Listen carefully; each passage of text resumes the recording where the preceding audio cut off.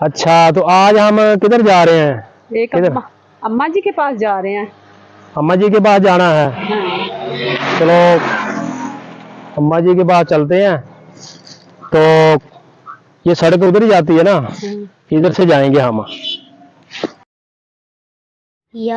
एक बाजी जी है, वो बैठी पता नहीं क्यों।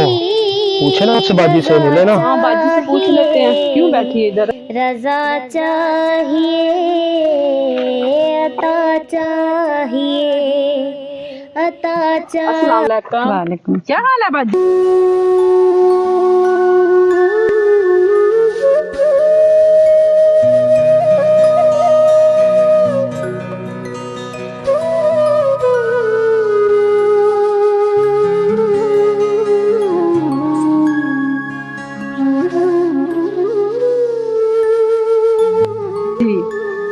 ठीक है। परेशान नजर आ रही है। हाँ इधर जी क्यों बैठी है? मैं बाजी खर्चे तो बहुत तंग बैठी हैं, बाल भुखे ने घर। अच्छा घर वाला भी काम ते गया है, थोड़े जे दिन होए ने बहुत दूर ते ओदा भी काम नहीं चल रहा। मैं बाजी इधरों आ रही हूँ सफर तो वाह बंद करके। अच्छा इतने तां बैठी सा वाह बंद करके गर्मी के धूप से टुर के आई हूँ। अच्छा ते अगां भी बंद करके जाना है बाजी ने। नहीं किधर जा रही हैं आगे? इधर मैं मापियां ते जा रही हूँ खर्चे दी पर। अच्छा भूखे ने घर। ओए होए होए। अच्छा, घर बच्चे आपके भूखे हैं? हाँ जी। क्या मसला है? घर में खर्चा नहीं है भाई, मियाँ काम पहले करदा सी, अच्छा उनका एक्सीडेंट हो गया, उनके तो भी बारा काम नहीं होता, फिर नशे दी लत भी लग गई उन्हें। अच्छा फिर इस वजह तो मैं भी माड़ी मोटी मेहनत मजदूरी कर दी है। अच्छा बंदा मेरा भजी गया होया है काम ते, अच्छा ते उनका भी काम नहीं चलिया। कह रहा कि मेरी भी दिहाड़ी नहीं लगती, मेरे कोल भी कुछ नहीं है भेजन वास्ते थोड़े। अच्छा, उसने कोई पैसे नहीं, खर्चा नहीं भेजा? नहीं भेजा, कहता मेरी दिहाड़ी नहीं लगती। अच्छा, क्यों नहीं दिहाड़ी लगती? आंदा नहीं चलता काम। किस वजह से? आंदा मैं बीमार भी रहना थे, नाले काम ही कोई नहीं, कहता दिहाड़ी नहीं लगती। बारिशां भी पै रही ने उत्थे। अच्छा उधर बारिश हो रही है हाँ इस जी, वजह से? बारिश हो रही है, अच्छा दिन रात बारिश होती है। नहीं वो वाकई ऐसे ही है या वो वैसे बहाना कर रहा है? आप कह रहे हैं नशा में, नशे का मसला हाँ जी, उसको, नशा भी करता है। या ऐसे बहाना कर रहा है? नशे में तो नहीं पैसे लगा रहा? हाँ जी, नशे में लगा रहा है।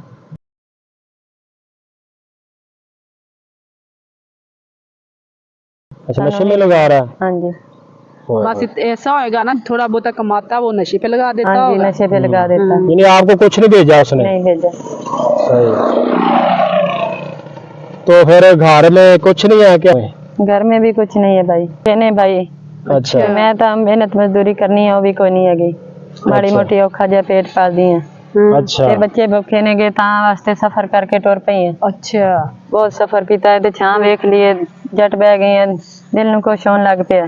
हमने देखा ही बाजी जी इधर बैठी हुई है, दरख्त के साए में बैठी। तो फिर उनको तुहानू पूछ लेते देखिया, हैं। तुसी बुलाया मैनू, जी जी, तुसी मेरा पूछया हाल चाल। तो आगे इधर किधर जाना था? इधर अगा मैं मापिया दे जाना है।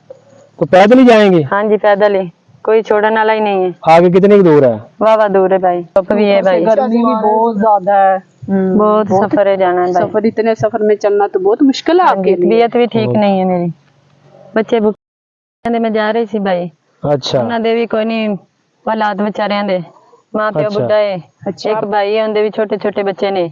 अच्छा, एक ही भाई है आपका? हाँ जी, एक ही भाई है। बहनें कितनी है आप? एक ही है मैं। अच्छा, एक ही बहन है आप? हाँ जी, उनके भी छोटे छोटे बच्चे ने, मजबूर होकर जा रही सी, पता नहीं उधरों भी कुछ मिलता है कि नहीं मिलता। वो बेचारे आप बहुत तंग ने, ओए होए। यही सोच के जा रही सी भी उधरों कुछ मिल जाता। अच्छा, घर में बिल्कुल कुछ भी नहीं है खाने पकाने का? बिल्कुल कुछ भी नहीं, यानी बिल्कुल मजबूर हो गए आप, उधर जा रहे हैं भी शायद कुछ मिल जाए, शायद ऐसा ही है? जावे ते वो भी अगो मजबूर ने बहुत बेचारे। सही है, हाँ जी।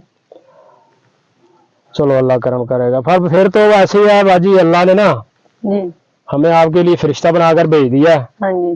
ठीक है, हम जा तो आगे रहे थे, तो हमने देखा कि बाजी इधर बैठी है, चलो पूछते हैं इनसे भी क्या मसला है। हमें बैठी परेशान बैठी थी। शांत मैं बहुत सी, फिर अल्लाह ने वसीला थोड़ा बना दी। अल्लाह, हाँ जी, अल्लाह ही वसीला बनाने वाला, अल्लाह ताला सबब बनाने वाला, अल्लाह ताला ने सबब बना दिया, हमें भेज दिया। तो बाजी बच्चे कितने हैं आपके? 4 बेटियां ने भाई। बेटियां ने 4? हाँ जी। बेटा? बेटा कोई नहीं। ओए हो, चलो अल्लाह बेटे से भी नवाजेगा। जी। अच्छा, सारी बच्चियां छोटी हैं वो? हाँ जी, छोटियां पढ़ती हैं? हाँ जी पढ़दियां ने गए पर हुण खर्चा नहीं भर सकदे, हुण छुट्टी करा ली, बच्चियां दी नहीं पढ़ा सकदी। ओए होए नहीं बाजी, बेटे को तो पढ़ाना चाहिए ना। बाजी कुछ इतना हाथ हो में हो सके। तो फिर पढ़ाए ना, हाँ, कुछ भी नहीं ये है तो घर में, है। खाने को कुछ बस नहीं है बता तो रही पढ़ाई हालात ही कैसे ऐसे हैं फिर। बहुत- चलो ये अल्लाह ताला आपके लिए साने फरमाए, अल्लाह ताला आपको रहम फरमाए। तो आपी जी फिर ये अल्लाह ताला की तरफ से है, इसमें ना हमारा कोई कमाल है, ये अल्लाह ताला की तरफ से आपके लिए आए हैं, जी आपके बच्चों के लिए आए हैं। ठीक ठीक है जी। ठीक है तो अभी जी ये इसमें राशन है जी आपके बच्चों के लिए और बच्चियों के लिए आपके, जी तो ये पैसे आपके लिए घर खर्चे के लिए, ठीक है तो दुआओं में याद रखना जी जिन्होंने आपका ख्याल किया। ठीक है जी। जी जिन्होंने भेजा भाई अल्लाह उनको भी बहुत बहुत दे, आमीन जी। तुहानू भी अल्लाह बहुत बहुत दे, बहुत जी। भला किया तुमने आमीन जी। गरीबों पर, अल्लाह बहुत बहुत देवे भाई, जी उन्होंने भी देवे जिन्हों ने भेजा है। हाँ बाजी, स्वामी। आप भी नमाज पढ़ा करें, ठीक है। अल्लाह ताला आपकी मुश्किल आसान करेगा। ठीक है ना, 5 वक्त की नमाज पढ़नी है ठीक है। और दुआओं में याद रखना है। ठीक है, हाँ जी हर के लिए मैं तो दुआ करती हूँ बाजी।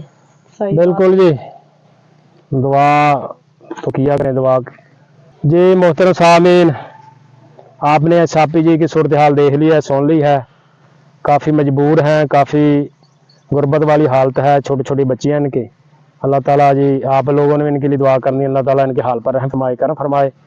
तो हमें दीजिए इजाज़त, अल्लाह ताला आप सबको खुश रखे, आबाद रखे, हंसते रहिए, मुस्कुराते रहिए और हमें दीजिए इजाज़त। अस्सलाम वालेकुम व रहमतुल्लाहि व बरकातहू।